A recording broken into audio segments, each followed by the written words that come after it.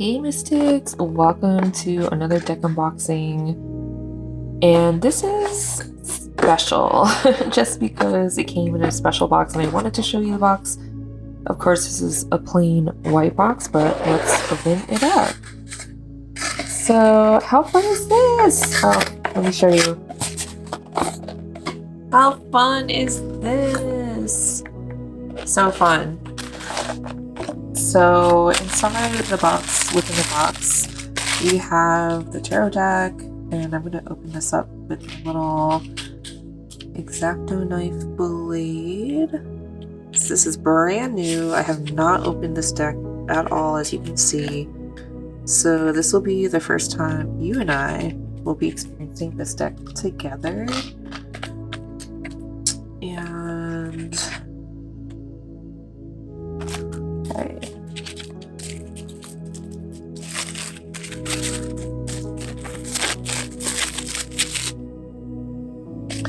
So if you can see, there's like a sheen to the box. It's in a little tuck box, but there's like kind of like this metallic like paper or ink that it was printed on, which is pretty cool. This is the Tantra Esoterica by Robert Ryan. But before we dive into the box, because I'm like so eager to open this up, I want to look at the other goodies that were in this box.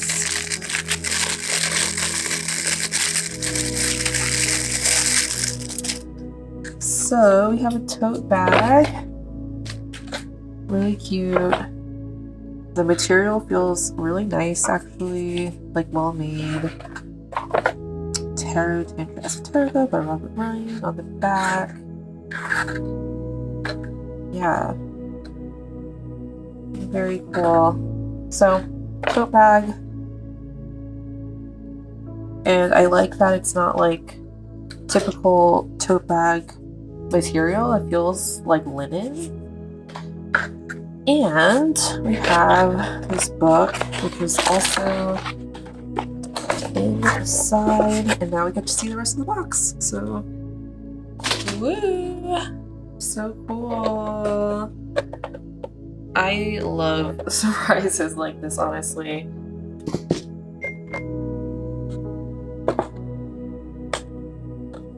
It's just such a joy, like seeing beautifully designed things, even the delight of the inside of a box.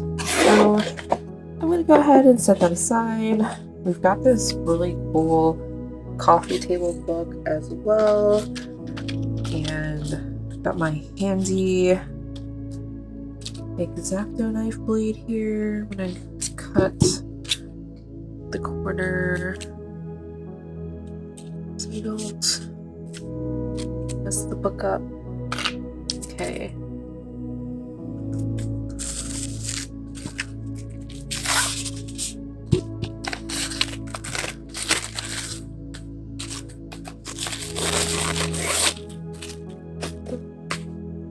Alright. So, really nice cloth covered book. And let's see what's inside. Working Light Projects, which I guess is the publisher. I suppose this would be considered the guidebook. Oh wow, look how cool this is. Wow. This is luxe. I love it. We've got different interpretations, the Kabbalistic aspect of the tarot, meditation upon the Hierophant, in the cards, in reverse. We have in the tantric aspect of this card, so many different perspectives. Wow, this is so beautifully designed. I love beautifully designed books. And we have full colored prints of the cards. This is so cool.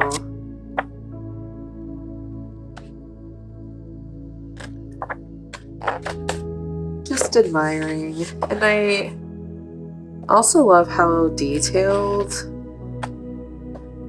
the descriptions are.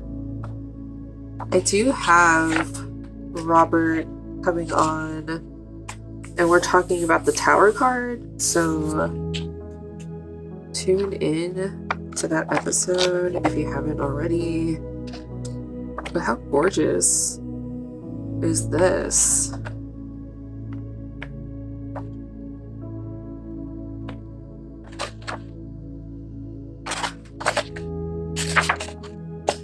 This is so cool.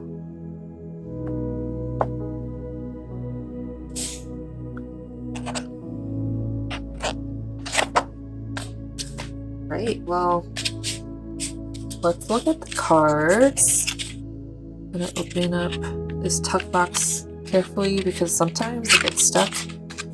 Okay, and they're also shrink wrapped inside for that extra protection. These are so beautiful. And if you can see, I don't know if it's like the full card is colored, but you can see like some cards are colored here. I think that's the Major Arcana.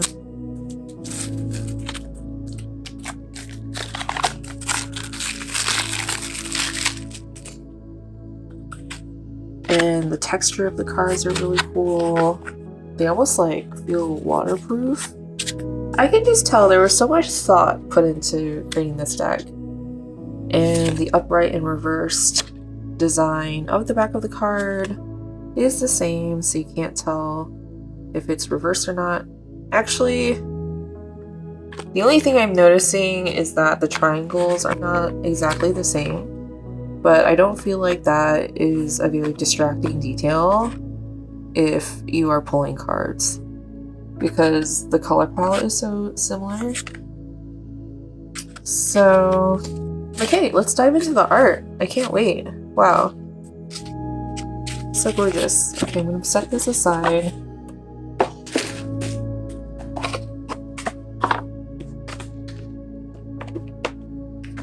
And let's look at the Major Arcana first. So we've got the Fool, like literally Fool, Jester, got the Magician, High Priestess, Empress, Emperor. So, you know, the classic Major Arcana cards. In the Lovers, we've got 3 people. Wheel of Fortune. That's pretty cool depiction. Hanged Man. Devil.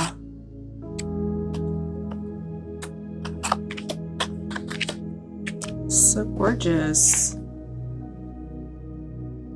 I wonder if, because these have colored borders, and I wonder if they mean something, but it kind of looks like the progression of the rainbow because they're not all the same shade. And then these are court cards. And they kind of remind me of playing cards, but you can see like little Roman numerals here. Like the Cancer symbol is in here.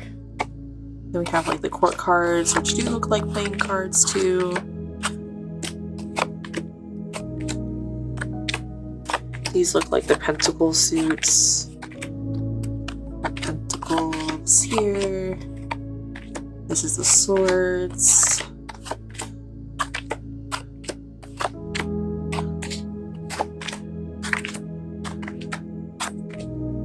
And all similar color palette throughout the Minor Arcana, it looks like. Yeah, that's it for that. So the cards are fairly shuffled up. We looked at all the art, and now we're gonna do a tarot deck interview spread, because I do feel like every deck has its own personality. So let's see what wants to come through with this deck. And we're going to do it with our tarot deck interview spread from the Mystic Mondays Tarot Journal. This is a journal that I created with Chronicle Books, and it is your guide to unlocking the transformative power of tarot by me. Yay! So we're going to take a quick look through this journal. We're going to get keywords of the cards. You're going to be able to jot down your own thoughts about what the cards mean. You're going to be able to record combinations, spreads, and also tarot deck interviews. So let's get into it.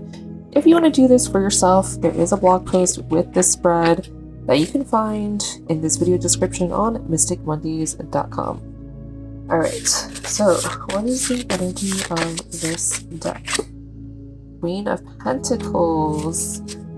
How can this deck best support me? Queen of Swords. So many queens. What is this deck's strength? That's really one. Oh my god, all the queens are coming out. Queen of Wands. What is this deck's weakness? Okay, that, oh my god, that literally flew off the table. Let me grab that. So we have the World in the weakness position. Very interesting. And in what realm will we best communicate? I do feel like this deck is pretty chatty. Page of Wands.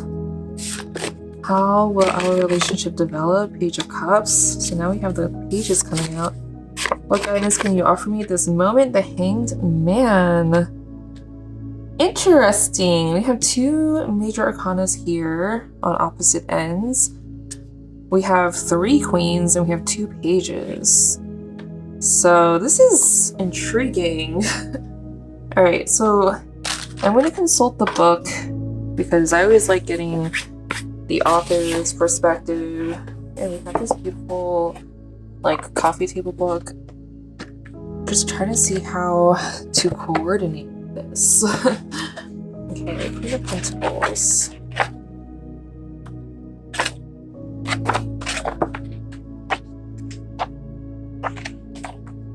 Okay, so the core cards have like mini descriptions, I'd say. Okay, the Queen takes a practical and pragmatic perspective. She resides in the power to sustain and maintain normalcy and order. She's deep in meditation when she gazes through the multi-layers of the pentacle. Okay, so I'm gonna keep this nearby. Okay, so Queen of Pentacles to me, this is a very practical deck to use. I think it's also about how to have your things in order, how to be the Queen of Pentacles, how to embody abundance and home life, you know, and enjoy life outside of work. I'm really getting a sense of like restoring balance right now through this spread. And also like feminine power because we have 3 queens. It's interesting because we don't have the Queen of Cups here. I feel like if you happen to be feeling like more emotional and you want to take a more practical and sensible approach to something, this could be a good deck to use because I feel like that's what these cards communicate more so of like being practical, taking action, you know, using your discernment, that kind of thing. And then how can this deck best support me? We have Queen of Swords and let's say a powerful intellect, a protective energy. Her eyes focused on the tip of the sword, expressing single-pointed focus and concentration. So I feel like with Queen of Swords, how can this deck best support me? It is about using your best judgment, using your logic, using your rationality. It's about, I think, protection in the form of discernment, because I feel like pentacles often to me represent opportunities and especially like growing your material wealth and things of that nature. So this is about understanding what opportunities are for you and what's not for you. And I think this could be a good deck to use to practice that discernment. And then we have Queen of Wands for what is this deck's strengths? And it says a strong romantic and sexual energy. The Queen of Wands is passionate. She is holding her wand at her lower belly, brandishing the symbol of her sensual powers unapologetically. She is secure in herself and wields her energy freely. So, the Queen of Wands is like the type of lady that walks into a room. She's bold, you notice her, she's fiery. She's unapologetically herself and she doesn't feel bad about it. You know what I mean? There's no shame in being who you are. And I feel like when you're authentically aligned with yourself and your path, you're not like questioning yourself and you feel good, you know what I mean? You feel good about being who you are. And I think that is a strength that you can step into by understanding this queen-like side of yourself, no matter what gender you are. And then for number 4, we have, what is this deck's weakness? Which is the world which flew off. So let's dive into the Major Arcana section of this deck and Guidebook.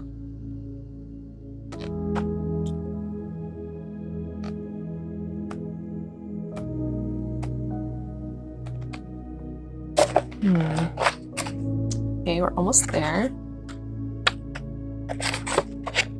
So the world. This is the final stage of the Major Arcana, passing through each state of the tarot to arrive at the point of the clear light of pure consciousness. Without blemish, the divine goddess dances in the center of a crown of blue leaves. So this part describes the card itself, and we have the tantric aspect of this card. Surrounding the world is Jagannatha, Baladev, Subhadra, and the Sudarshana chakra. I just killed all of that. Jagat means universe, and Natha means master or lord. Thus, Jagannath means lord of the universe. The observation of the worship of Jagannath is deeply rooted in ritual and belief. So we have the tantric aspect here, which goes on to here. We have the Kabbalist aspect of this tarot card. Meditation upon the world, let us bow to the completion, taking the perfection of the moment. In the cards, the world is the complete aspect of the Major Arcana and often denotes having the entire world at your disposal. It is a card that represents the fulfillment of the harmony of all aspects of life interconnecting. The World card exemplifies completion and achievement related to finishing a task. In romance, it expresses the gratitude felt between lovers, and in your career, it can mean the reward of your efforts or recognition of your hard work. In finance, debts are paid off and contractual obligations fulfilled. Okay, so if you're familiar with tarot, you'll know that the World is all about completion, and it could be like a graduation. It's just literally like ending a chapter of your life, celebrating that chapter, and moving forward with your new skills, knowledge, and everything that you've obtained. It's just funny because this is in the weakness position, so I don't think it's necessarily about moving on, you know, with this deck. I think it's about embracing your power and being in the present moment is kind of what I'm getting. Like, it's not necessarily about fulfilling future goals. It's more about how you can feel good now, like what you can do or implement in the present moment, which obviously impacts your future. So we've got, for number 5, in what realm will we best communicate? We've got the Page of Wands. I'm going to flip back to the back of the book. Okay, Page of Wands. At a place of indecision, the Page of Wands using both hands in an ambiguous way, where we aren't sure if he is picking up or putting down the wand. This hesitation can mean a creative process that still needs refining. In what realm will we best communicate? I think this is saying through exploration, through curiosity, through trying lots of things, you know, like, I don't think we fully know ourselves unless we experiment and do a lot of things, because we don't really know what we don't know. Like, if you don't know that you like chocolate ice cream versus vanilla ice cream if you haven't tried it before, you know? So I feel like with the Page of Wands, it's really about giving yourself permission to experiment and explore, try new things, follow your curiosity, and have that beginner mindset so that you can constantly have adventures, and eventually you mature and become a queen, you know, in that journey through the court cards. But I feel like for this deck, approaching this deck and yourself with like a new project or with, you know, new kind of like inclinations could be best when using this deck. And then we have Page of Cups for how will our relationship develop, and we have the Page of Cups represents shyness and modesty. This can be the first step in a romantic relationship. Unsure and awkward, pubescent phase of emotional immaturity, yet still sincere and pure in intention. Page of Cups to me is all about listening to synchronicities and paying attention to signs from the universe. So we have this like scepter here with like these waves, and you could get waves of inspiration at this time. You could probably be getting like divine downloads. So I feel like through this deck, you can kind of like help decipher some of that because it can come through really abstract means like your dreams, it can come through meditation, it can come through angel numbers, but just like being open to receiving those signs, and also I think using this deck to help you navigate the meaning of all of that. And now we're back to another Major Arcana card with the Hanged Man, which is, what guidance can you offer me at this moment? The Hanged Man. So the card of suspended time, the articulation of the frozen moment, much like the Christ on the cross, the Hanged Man represents a character whose last bond to the material world is that of one's own peak experience. There is a direct connection with the High Priestess where they both occupy the second degree. The Priestess of the single digit numbers, the Hanged Man of the double digit. They both represent the period of gestation and are seen in moments between two worlds. So I'm going to skip ahead because there's a lot of writing here. The Hanged Man can convey the importance of sacrifice, observation, meditation, and recalculation, all with the aim of moving forward. A suspended action in order not to disrupt. Patience and trust in the process. Pausing in projects or deals to see a new perspective. The importance of timing in romantic relationships. There's definitely something about divine timing with the Hanged Man, but also the Hanged Man is also about shifting your perspective, especially if you may feel stuck in some sort of way.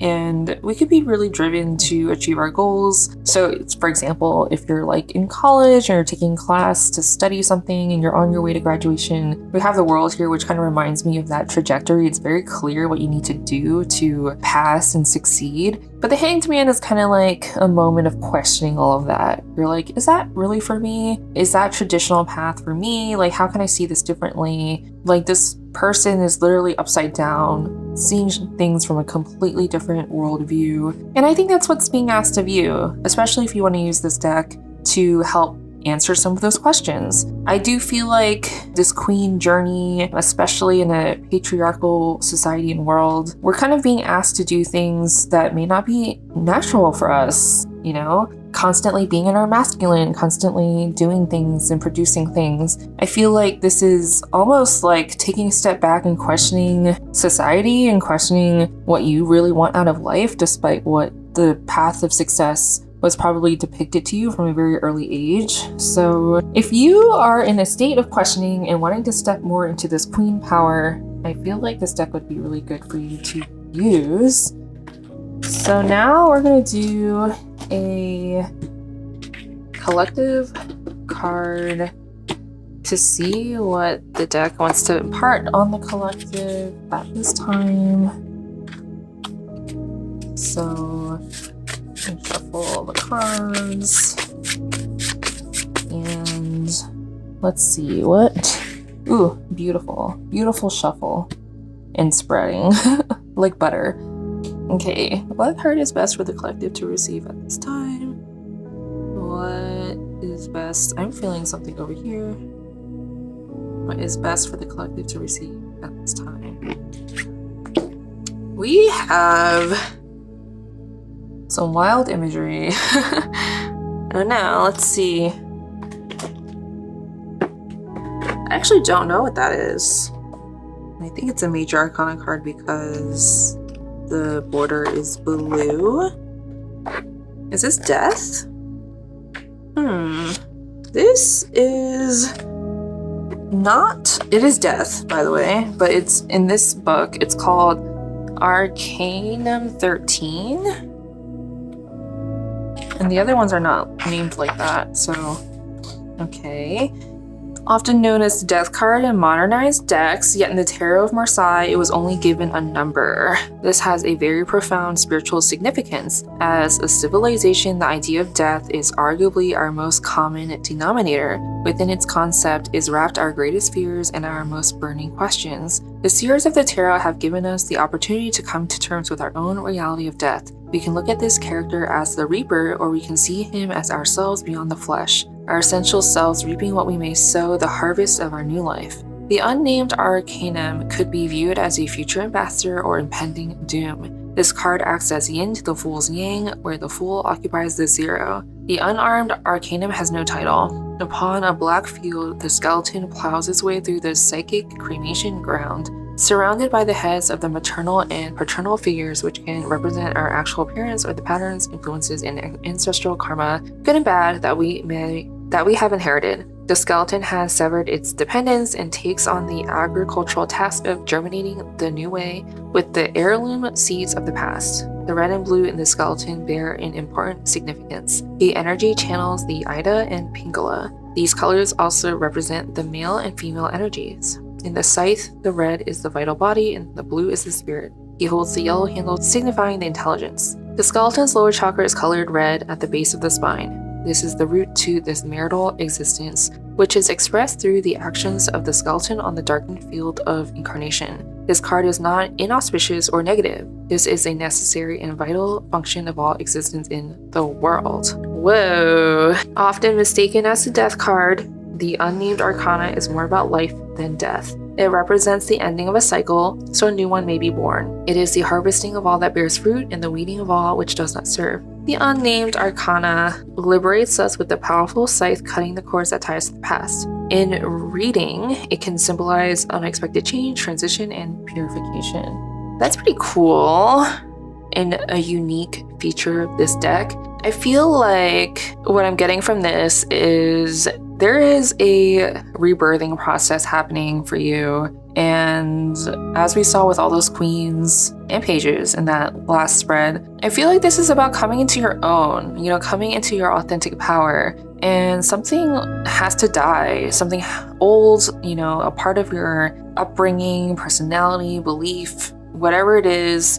just having to, I wanted to say rip apart, but it doesn't have to be that drastic. I think it's just something, you're outgrowing something so that you can live more authentically and live in more alignment with who you are. And in truth, we are constantly in a death and rebirth process. And if you're not, then you are probably feeling comfortable yet stagnant. I feel like you always have to be pushing yourself to grow, and if you're not uncomfortable, then you're probably not doing it right. So, I mean, there's a place and time for everything, but I do feel like in the moments when we're challenged tends to be the moments that we grow the most, and how we see our future trajectory is often how we can handle those challenges. So whatever you're going through, you got this. It can be quite intense because death is also associated with the Scorpio sign, which is all about transformation, mysteries, taboo topics. So yeah, and let me know what's happening in the comments.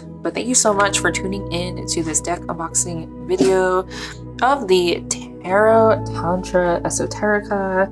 This was so fun. This is such a fun deck.